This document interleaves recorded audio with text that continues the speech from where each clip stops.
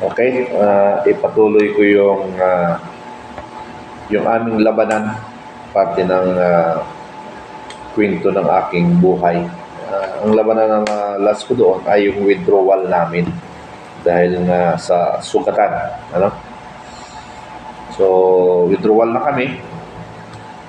Nakarating na kami sa aming withdrawal area, which is Barangay Darugao, sa bahay ng aming commander ng CSDIP, si Mr. Atchas. Ano?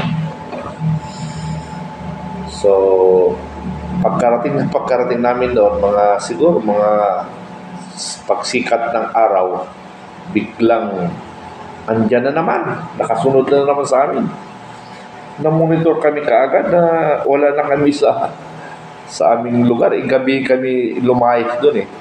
Kasi pag sa gabi ay walang putukan at tahimik lang pakiramdaman.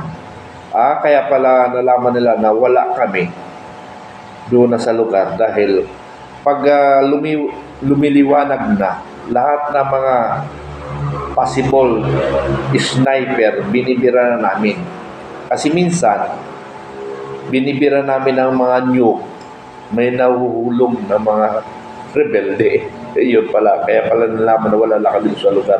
Kaya sinundan na kami sa evacuation. Okay, what I mean, evacuation rin ng mga civilian at doon rin kami nag-rallying point ng withdrawal area. So, buti na lang, medyo malayo-layo na kami nung dumating ang mortar. Sa 3 araw, 3 gabi, wala pa silang mortar kung hindi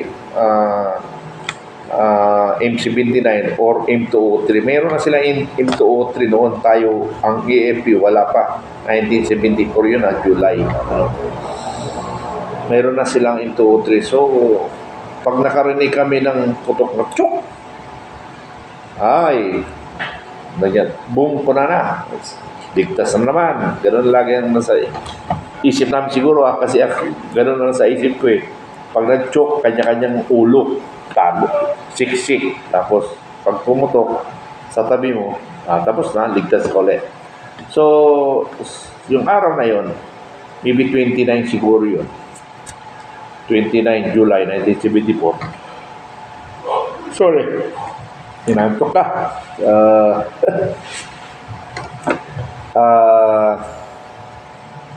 Noong mga maga na, dumating na yung siguro mga alas 9, dumating na rin yung reinforcement namin sa loob ng 3 araw. Ngayon pa lang dumating ang reinforcement namin. Actually, nung first day, nagpa sila eh. Inilaglag na sila ng helicopter eh. Pero hindi lang makapiniti sa area namin. Kaya nangyari, kami nasa gitna, na-circle lang kami ng building, ang sa labas yung mga reinforcement. So dumating yung reinforcement namin under Colonel Nabua, yung 3rd IB, 2nd IB, and 19 IB. Binabawasan lang ang ang bawat batalyon binabawasan ng isang kumpanya yata. Bali, 4 na companies yung pumunta sa amin, nag-reinforce. So, headed by Colonel Nabua. Kung di ako nagkamali, 2 IB ang nag-reinforce sa amin. No?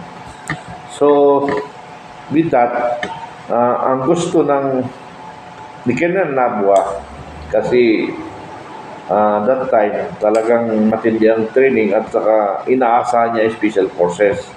Ang hindi ko lang matandaan kung sino nagsabi na hindi pwede siya na maghiwalay kami, kaya nga may teamwork eh. Kung ihiwalay mo kami, ipapasama niyo ko sa every platoon ang mga tao ko, ay magiging ineffective rin kami. So use this trend. So nangyari, naiwan kami. So sila, wala pa siguro mga 200 meters, marami nang iniibak na mga sundalo, mga sundalo, mga second class pa yun noon, second class training. So, pero napilitin nila sa loob ng 2 linggo yata o 1 week, o less than 2 weeks.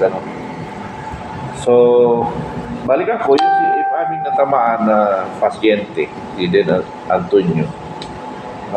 Naibak na siya, na airlift na siya papuntang Awang Airport, Cotabato City. Then gusto sumabay yung mayor namin, si Mayor Michael Senso, at hindi pinayagan. Hindi ko alam kung sinong hindi pumayag na tatakas sa responsibility niya. So yung mga ibang mga civilian na mga VIP ko, mga VIP rin, so naipasama doon sa Cotabato, naibak sila. Okay. So patuloy ko, during the liberation of OP, nagkaroon ng spot awards ng Gold Cross. Ang dami nagka-Gold Cross doon. Almost yata, nag-Gold Cross lahat yung isip Team 3 offers, Team 3 offers, Then, yung mga pilot and crew, nakasama rin sila sa awarding, At titingnan ko yung mga picture kung available pa, So, awarding sa Mount Biarong, nagkaroon awarding. Ang pumunta doon, si General Espino, that time is Tube Staff,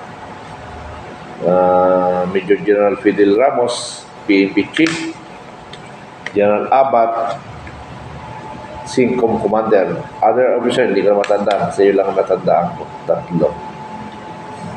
So, nagkaroon awarding nung sinasakay kami ng chopper. Hindi ko lang matandaan kung kasi ako nakasama ako sa chopper din na sa Mount Bear. Hindi ko lang nakatandaan kung kasama ko yung aking buddy na CSDF, si Rodolfo Bautista. Ako sa taga-OP rin siya, pero siya doon siguro yan pinanganak sa hindi ko lang alam kung sa part ng Tarlac. So patuloy ko. So after the awarding, pagbalik ko, nakikita ko talaga yung mga rebelde nagwi-withdrawhan papuntang Barangay Nangi. Kaya lang, hindi mo talaga magagalaw kasi may dala-dala silang hostage. May dala-dala silang hostage. Kaya hindi mabira ng Air Force dahil may mga civilians. So, ganon, talagang after that, na-liberate na yung OP, bumalik kami sa dati naming building. Pero yung dating building namin, kasunod na. Pero yung susunod na building, doon kami tumira. So, hanggang dito lang muna, ipagpatuloy ko yung paano namin lininis ang OP. Pero may mga confidential dito kung saka na lang namin pag-uusapan. Hindi ko gano'ng i-detalye yung mga confidential dito. Doon ko nakasubok na paano pumatay ng tao na buhay. Saka ko na ikwento yun. Sa edad kong 14 anyo. Pinagalitan nga ako nilit Sergeant Monte Hermoso. Sabi ko, bora yung pagkasabi niya Hindi ko lang matanda kung ano yung pangalan pagkawara yan Parang ang ibig niya, huwag ka sumali yan, ang bata mo pa. Gano'n. Susunaka ko na ikwento yun, paano. Pero kasi during our firefight, maring may tinawanan siguro ako kasi may nakikita ako ng mga pag sumilip, hindi na umulit. Ibig sabihin, may tama or wala talaga. Tiwang-wang siguro.